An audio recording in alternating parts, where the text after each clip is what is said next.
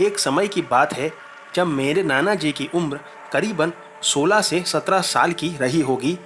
घर में किसी बात पर नाना जी की उनके बड़े भाई के साथ कहा सुनी हो गई।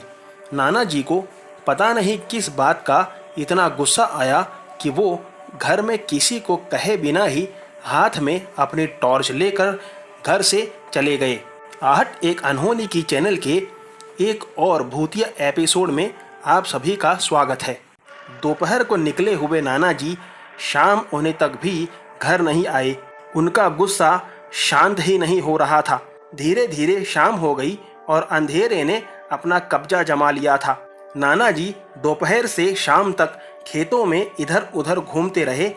अब जब अंधेरा हो गया तो खेतों के मेड़ों पर होते हुए वो कहीं और ही जाने लगे। अंधेरा हो जाने पर जाना पहचाना रास्ता भी अनजान सा लगने लगता है। नाना जी तो एक अलग ही रास्ते पर जा रहे थे। आगे जाने पर एक पेड़ों से घिरा वीरान रास्ता शुरू हो गया।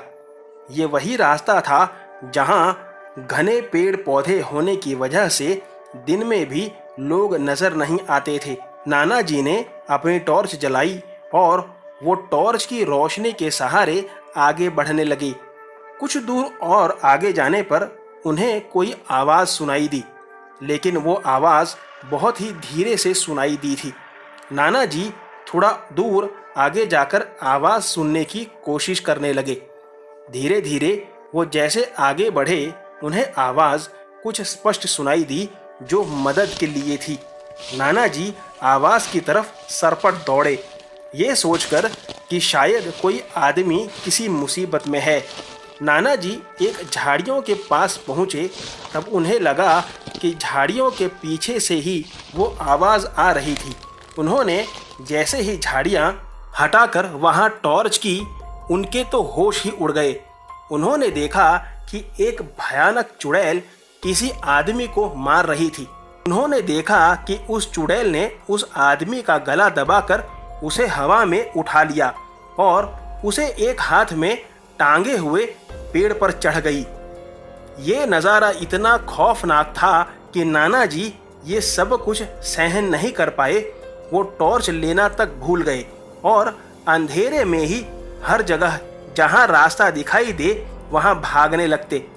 जैसे तैसे करके वो उस वीराने से तो निकल गए, लेकिन घर तो वो दूसरे दिन सुबह को ही पहुंचे थे।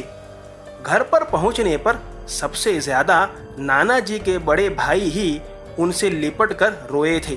ये देखकर नाना जी को अपनी गलती का एहसास हुआ था। उन्होंने उसके बाद अपने साथ घटी सारी घटना परिवार को सुनाई थी, जिस पर उन्हें पता चला था कि वो वीराना अभी से नहीं बल्कि बरसों से है, जहाँ कभी शमशान हुआ करता था, लेकिन कुछ नियमों की वजह से लोगों ने वहां जाना छोड़ दिया था। तब से उस रास्ते पर दिन में भी कोई नहीं जाता। नाना जी आज भी वो मंजर सोचते हैं तो उनकी आंखों में वो डर साफ दिखाई देता है। आज की कहानी में बस इतना ही। अगर कहानी पसंद आई हो तो वीडियो को लाइक और चैनल पर नए हो तो सब्सक्राइब ज़रूर करें। आपसे मुलाकात होगी ऐसी ही भूतिया कहानी के साथ अगले वीडियो में। तब तक बाय एंड टेक केयर।